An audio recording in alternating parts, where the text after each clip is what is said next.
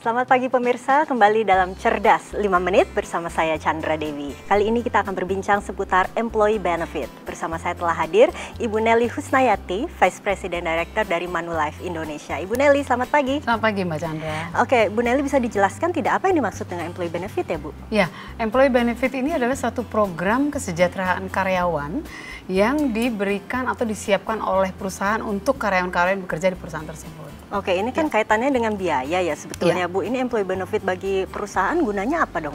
Nah, gunanya buat perusahaan adalah kalau dia memberikan program kesejahteraan karyawan kepada perusahaan yang melalui program-program employee benefit, salah satunya misalnya bisa jadi program pensiun, program kesehatan, rawat inap, program asuransi jiwa dan kecelakaan gitu ya.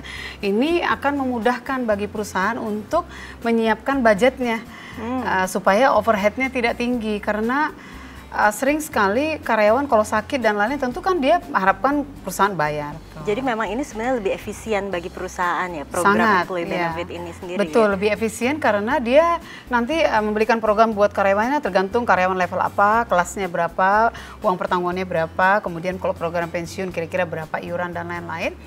Dia siapkan budgetnya, nanti kalau ada klaim, ada yang sakit, atau ada yang meninggal, atau ada yang kecelakaan dan lain-lain, itu asuransi yang akan bayarkan, sehingga overhead perusahaan juga terjamin. Oke, untuk bagi karyawan sendiri Bu, kiranya apa manfaat yang bisa diperoleh dari mereka? Bagi karyawan jadi gini ya, karyawan itu tentunya selain daripada gaji, mereka sangat melihat kalau bekerja di satu perusahaan, benefit apa ya saya dan keluarga bisa dapatkan.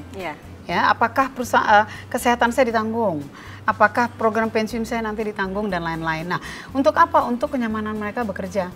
Kalau mereka merasa, mereka tahu perusahaan yang menanggung itu, berarti mereka akan loyal terhadap perusahaan, kerjanya nyaman, dan tentu ini kaitannya dengan produktivitas kerja mereka akan meningkat. Dan ini untung juga buat perusahaan. Tadi kan Bu Nelly sempat singgung ada beberapa jenis employee benefit yang ada saat ini ya. Yang umumnya saat ini di Indonesia, perusahaan Indonesia menerapkan employee benefit yang mana? Ya, jadi employee benefit itu ada program pensiun, untuk karyawan nanti begitu masuk usia pensiun ada dana untuk hidupnya. Ada juga program pesangon, itu pencadangan dana kalau nanti perusahaan karyawan keluar ada uang pesangonnya. Ini sesuai tentunya dengan undang-undang. Program pensiun juga undang-undang, karena nggak ada program itu, perusahaan berkewajiban berdasarkan undang-undang untuk membayarkan pesangon terhadap karyawan yang keluar atau pensiun terhadap perusahaan yang keluar. Nah, kemudian juga ada lagi program juga, yaitu program asuransi jiwa untuk karyawannya. Jadi kalau terjadi apa-apa, uang dukanya itu akan dibayarkan oleh perusahaan asuransi. Perusahaan hanya membayar sedikit jumlah dalam bentuk premi. Oh gitu.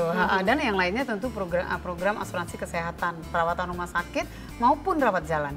Oke, kalau berbicara mengenai premi atau iurannya, yang membayar siapa ya? Apakah perusahaan juga ikut berkontribusi atau dipotong langsung dari gaji karyawan biasanya Bu? Tergantung dengan program apa yang diambil. Yang lazimnya biasanya kalau itu program pensiun, maka tentu ada kontribusi sekian persen kecil lah dari gaji karyawan, dan itu ditambahkan lebih besar persentasenya dari perusahaan. Jadi pada saat pensiun, karyawan akan mendapatkan yang dia iurkan dengan yang perusahaan iurkan plus pengembangannya. Gitu. Tapi kalau asuransi kesehatan itu biasanya perusahaan yang bayarkan preminya. Preminya biasanya ya. Tapi kalau misalnya ini program ini berhenti di tengah jalan Bu, misalnya di PHK atau perusahaan bangkrut, program ini bagaimana kelanjutan dana pensiunnya? Nah, karena program ini adalah program yang dibelikan oleh perusahaan untuk karyawannya, kalau tiba-tiba berhenti di tengah jalan, apakah karyawannya yang keluar ataukah perusahaan yang menutup program pensiun, tergantung dia beli program pensiunnya yang seperti apa, yang bisa dipindahkan ke perusahaan nanti. Kembali lagi ke apa yang program seperti apa yang dibeli, dan pastinya program ini fleksibel ya Bu ya? Betul. Bisa disesuaikan dengan kondisi dan dia bisa pindah nanti ke perusahaan mana dia pindah kerja. Oh bisa kalau Bu? Ada perusahaan, ya bisa. Bu Nelly, informasinya sangat bermanfaat. Terima kasih atas kehadirannya. Dan pemirsa, pastinya saya ingin memastikan bahwa program ini sangat bermanfaat bagi Anda. Saya Chandra Dewi, Cerdas 5 Menit, Cerdas Finansial.